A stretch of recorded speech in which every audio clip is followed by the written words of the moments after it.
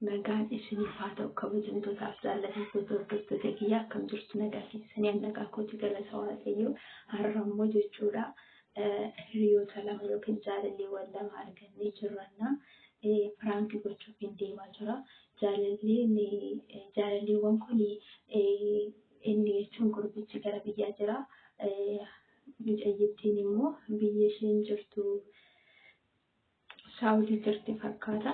Kanaatiif mee jaalala isheen qabdu baruu barbaada waan jedheetiifi dabaree isheen illee qormaata kana yoo isheen ceetika isaallee guyyaa tokko firaankii gochuun keenya hin oolu fedha ishee ilaalle jechuudha. Garuu amma akkasiin jedhaa jechuudha. Inni ani dubbii isaatiin jedhaa walgallee waan turreef isa wajjiniitiin akkanaan firaa ta'eetu ishee dubbisaa jiru jechuudha.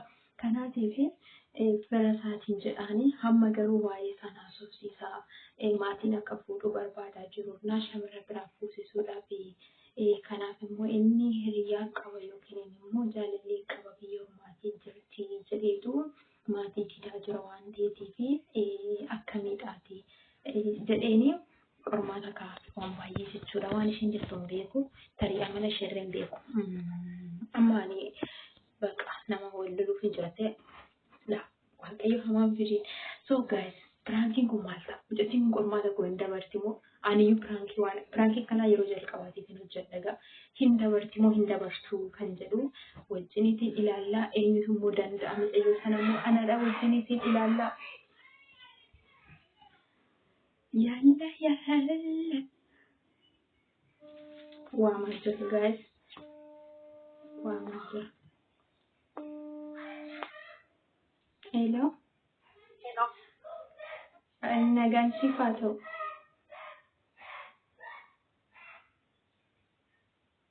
Hello. Hello. Nagaan siif haa ta'u.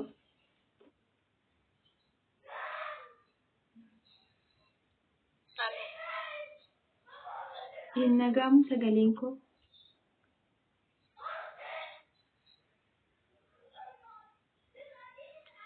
Hello. Hin nagaamu sister.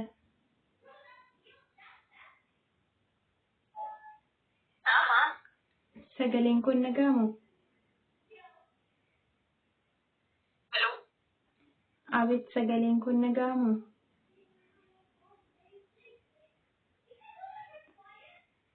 Hello. Hello. Wayye hin nagaamu.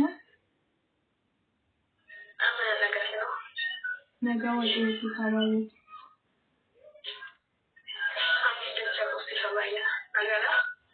Jara galata waaqayyo akkamitti gannati jedhama.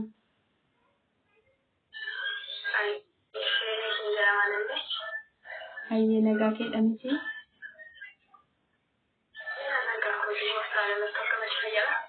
Nagaa galata waaqayyo biyya kam jirta? Saudi Arabia. Okay, anillee Dubaay jira. Jiruuf jireenyi kan bareedaadha miti. Jiruuf jireenyi kan jira.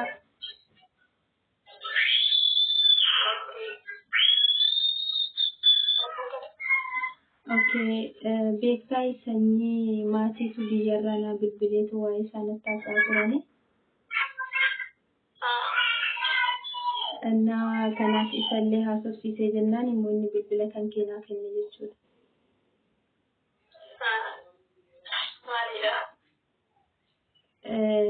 Maatiin beektaa akka gaa'ela dhaabbatuuf barbaadaa jiru natti fakkaate. Innaa mucaawwee jirti biyya kan isaan akka inni wajjin gaa'ela dhaabbatuuf barbaadan jechuudha. Achiitiin inni immoo hiriyaan qabaa biyya bakkee jirti maal jedheetu ittiin haasa'an maatiin kanarratti ittiin gidduutti wal dhabbiin uumamaa jiraachuudha.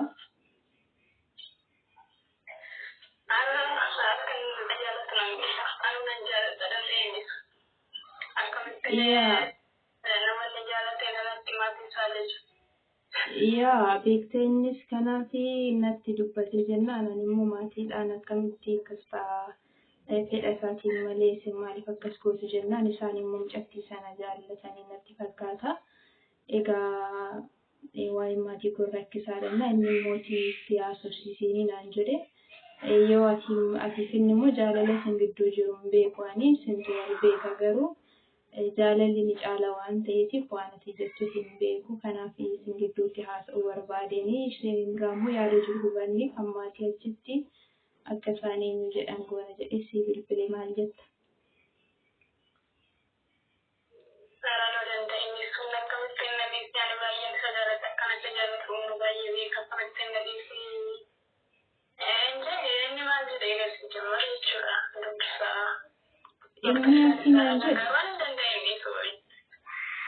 Inni akkinaan jedhe laa amma inni karaa maatiis rakkate si wajjinis jaalala qabu rakkate akkana haasaa isaarraa hubadheettina gidduu kana keessatti maaliin godhaa yoon ishees dhiisee waaqayyollee nanniisu isheenillee na amantii jedhe maatiis immoo keessumaa faazariif maazariin baay'ee natti dheekkamaa jiru waan hin godhu wallaala jedhe kanaaf waan karaa keetiin ati yaada akkam qabdaaf yookiin jaalala hagam qabdaaf kan jedhu sirraa hubannee faanii maatii immoo achitti akka isaan eenyu jedhan gochuu dandeenya waan jedhuuf si bilbila.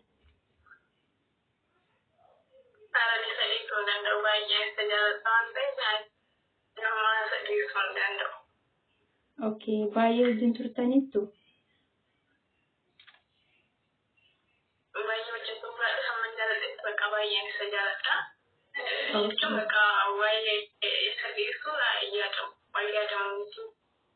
Okay, ati fuuldura keessa wajjin waan jireenya kee gaggeeffachuu barbaadda jechuudha.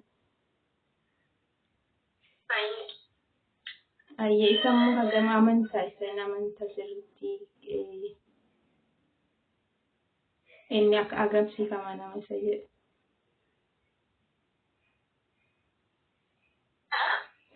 Inni hagam akka siif amanamu beektaa yookiin inni amantaanii akka inni siif amanamu jechuudha. Wayyin dhagahamu? Dhagahamaan jiru?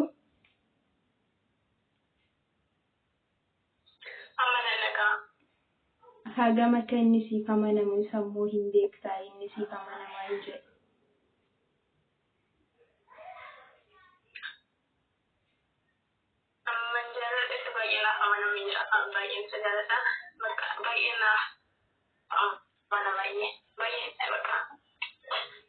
Okay. Okay. Bakka shakka isaan rakkoon hin jiru maatii bira jiruun immoo hin furraa sababni isaayyuu gaa'illi keessa jaalalli yoo jiraate inni guddaan beektaa gaa'ila keessa jaalalli hin jiru yoo ta'e mana hidhaati.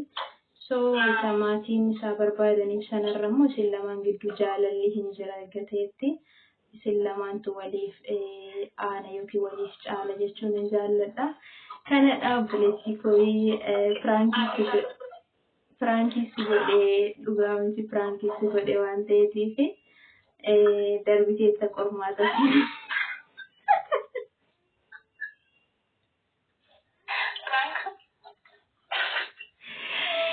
Firaankiis godhee jira darbiteetta qormaata siin jedha.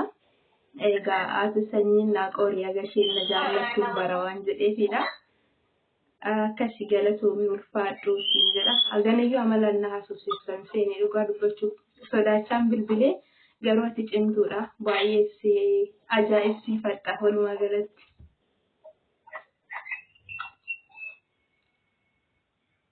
Hello?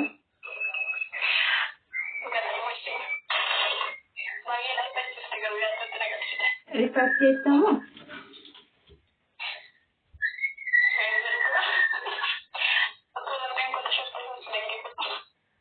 Yaa ani immoo yommuu kanayyuu na haasofsiista jedhee hin yaadne shakkaan si dubbise walumaa galatti nuti firummaallee hin qabnu agarsiin na jaallattu baruu barbaada barbi akka na jaallattu nan beeka adda baafachuu barbaada waan jedheefidha. Isa qormaata namaa sirra immoo jaalalli nama gidduu hin caala. Waaqayyo immoo akkasuma jaalala keessan cimtee haa dhaabu isiniin jecha jaalalaa eebbisanii shirbalatti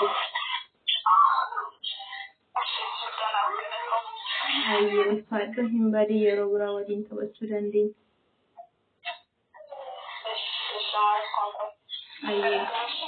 Ayyee gooftaatti wajjin haa ta'u.